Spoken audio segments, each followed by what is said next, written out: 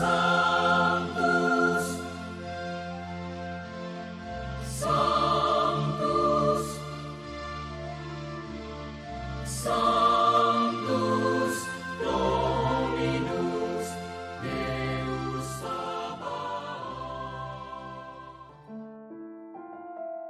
Bapak, Ibu, dan saudara-saudariku yang terkasih dalam Tuhan kita Yesus Kristus, salam sejahtera untuk kita semua.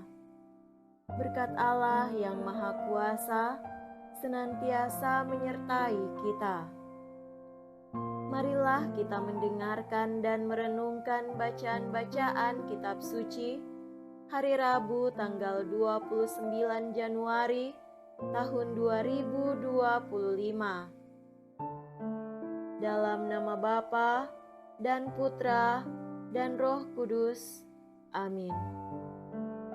Bacaan pertama dari surat kepada orang Ibrani bab 10 ayat 11 sampai 18. Saudara-saudara, setiap imam melakukan pelayanannya tiap-tiap hari dan berulang-ulang mempersembahkan kurban yang sama sekali tidak dapat menghapuskan dosa. Tetapi Kristus hanya mempersembahkan satu kurban karena dosa, dan sesudah itu Ia duduk untuk selama-lamanya di sebelah kanan Allah. Sekarang Ia hanya menantikan saat di mana musuh-musuhnya akan dijadikan tumpuan kakinya. Sebab oleh satu kurban itu saja, Kristus telah menyempurnakan untuk selama-lamanya mereka yang Ia kuduskan. Tetapi hal itu Roh Kudus pun memberi kesaksian kepada kita, sebab Ia sendiri bersabda, "Inilah perjanjian yang akan kuadakan dengan mereka pada hari-hari yang akan datang. Aku akan menaruh hukumku di dalam hati mereka dan menuliskannya dalam akal budi mereka, dan aku tidak lagi mengingat dosa-dosa mereka." Jadi, apabila untuk semuanya itu sudah ada pengampunan, tidak perlu lagi dipersembahkan kurban karena dosa. Demikianlah sabda Tuhan. Syukur kepada Allah.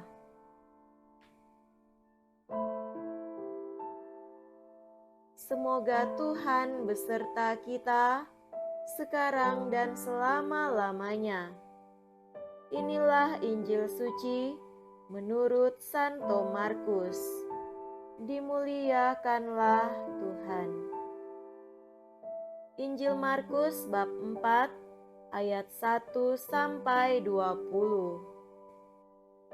Pada suatu hari, Yesus mengajar di tepi danau Galilea. Maka datanglah orang yang sangat besar jumlahnya mengerumuni Dia, sehingga Ia terpaksa naik ke sebuah perahu yang sedang berlabuh, lalu duduk di situ, sedangkan semua orang banyak itu ada di darat, di tepi danau itu. Dan Yesus mengajarkan banyak hal kepada mereka dalam bentuk perumpamaan. Dalam ajarannya itu, Yesus berkata kepada mereka, "Dengarlah, adalah seorang penabur keluar untuk menabur. Pada waktu ia menabur, sebagian benih itu jatuh di pinggir jalan, lalu datanglah burung dan memakannya sampai habis. Sebagian jatuh di tanah yang berbatu-batu dan tidak banyak tanahnya, lalu benih itu pun segera tumbuh karena tanahnya tipis. Tetapi sesudah matahari terbit, layulah ia dan menjadi kering karena tidak berakar. Sebagian lagi jatuh di tengah semak duri, lalu makin besarlah semak itu dan menghimpitnya sampai mati, sehingga benih itu tidak berbuah. Dan sebagian jatuh di tanah yang baik, lalu tumbuh dengan subur dan berbuah. Hasilnya, ada yang 30 kali lipat, ada yang 60 kali lipat, ada yang 100 kali lipat. Dan Yesus bersabda lagi, "Siapa mempunyai telinga untuk mendengar, hendaklah ia mendengar." Ketika Yesus sendirian, pengikut-pengikutnya dan ke-12 murid menanyakan arti perumpamaan itu. Jawabnya, "Kepadamu telah diberikan rahasia kerajaan Allah, tetapi kepada orang-orang luar, segala sesuatu disampaikan dalam perumpamaan, supaya sekalipun melihat, mereka tidak menanggap, sekalipun mendengar, mereka tidak mengerti, biar mereka jangan berbalik dan mendapat ampun." Lalu Yesus berkata kepada mereka, "Tidakkah kamu mengerti perumpamaan ini? Kalau demikian, bagaimana kamu dapat memahami semua perumpamaan yang lain?" Penabur itu menaburkan sabda.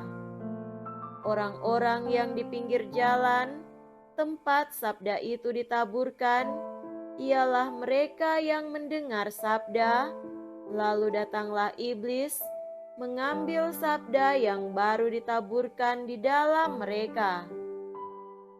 Demikian juga yang ditaburkan di tanah yang berbatu-batu, ialah orang-orang yang mendengar sabda itu dan segera menerimanya dengan gembira, tetapi sabda itu tidak berakar dan tahan sebentar saja. Apabila kemudian datang penindasan atau penganiayaan karena sabda itu, mereka segera murtad. Dan yang lain yang ditaburkan di tengah semak duri, ialah yang mendengar sabda itu, tetapi sabda itu lalu dihimpit oleh kekhawatiran dunia, tipu daya kekayaan, dan keinginan-keinginan akan hal yang lain, sehingga sabda itu tidak berbuah. Dan akhirnya, yang ditaburkan di tanah yang baik, ialah orang yang mendengar dan menyambut sabda itu lalu berbuah, ada yang 30 kali lipat, ada yang 60 kali lipat, dan ada yang 100 kali lipat. Demikianlah sabda Tuhan. Terpujilah Kristus.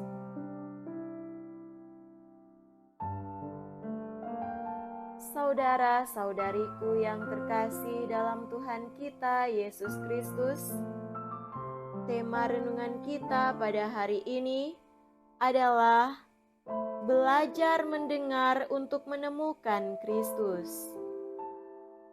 Pada suatu hari, Yesus mengajar di tepi Danau Galilea. Ini adalah sesuatu yang baru, tempat yang baru untuk mengajar di tepi danau. Lazimnya, para rabi atau guru masyarakat Yahudi memilih sinagoga atau bait Allah sebagai tempat mengajar, karena pasti di ruang tertutup dan sunyi, materi pembelajaran yang rohani, abstrak, akan lebih mudah disampaikan, dan pendengarnya pun kebanyakan mereka yang punya rasa ingin tahu, lebih pintar, dan memang hadir untuk belajar. Tapi mengajar di tepi danau, di tempat terbuka, publik, umum, itu adalah hal yang baru bagi mereka. Yesus justru memilih metode ajar yang baru, yaitu turun gunung ke tengah keramaian massa untuk menjumpai orang dalam kesibukan hariannya. Ada yang punya rasa ingin tahu tentang apa yang akan disampaikan oleh sang guru ini, ada yang kurang peduli, ada yang sambil lalu lewat. Tindakan Yesus ini justru lebih menegaskan bahwa Dia datang dari atas dan tinggal di antara manusia, yaitu Immanuel, untuk mewartakan bahwa kerajaan Allah sudah datang, tidak lagi rahasia, tersembunyi atau misterius. Selain memakai tempat pengajaran yang baru dan tidak lazim, Yesus juga menggunakan metode pengajaran yang unik, yaitu dengan cara bercerita, narasi dalam corak perumpamaan.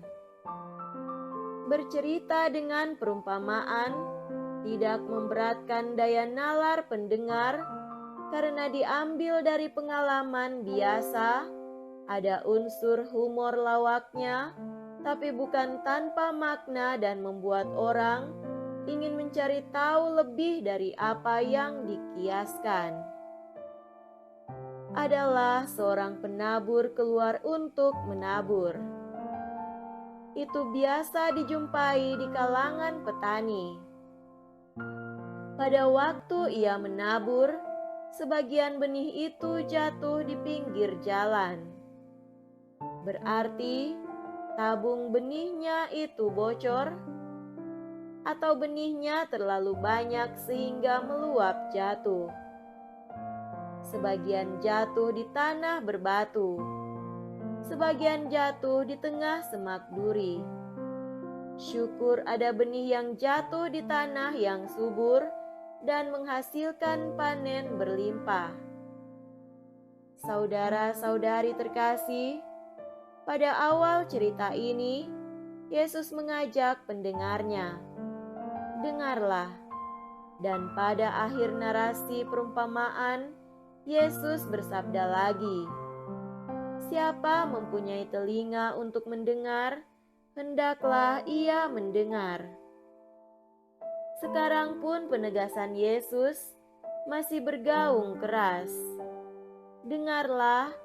Siapa mempunyai telinga untuk mendengar, hendaklah ia mendengar. Apakah Anda mendengar sabdanya? Apakah Anda bisa berjumpa dengan Dia yang bersabda? Apakah Anda sudah membuka sebagian tabir rahasia kerajaan Allah itu? Semoga pada hari ini juga bisa diulangi doa permohonan seperti yang disampaikan bocah Samuel pada Imam Eli. "Bersabdalah Tuhan, hamba-Mu mendengarkan." Semoga kita belajar mendengarkan untuk berjumpa dengan Kristus yang hidup. Amin.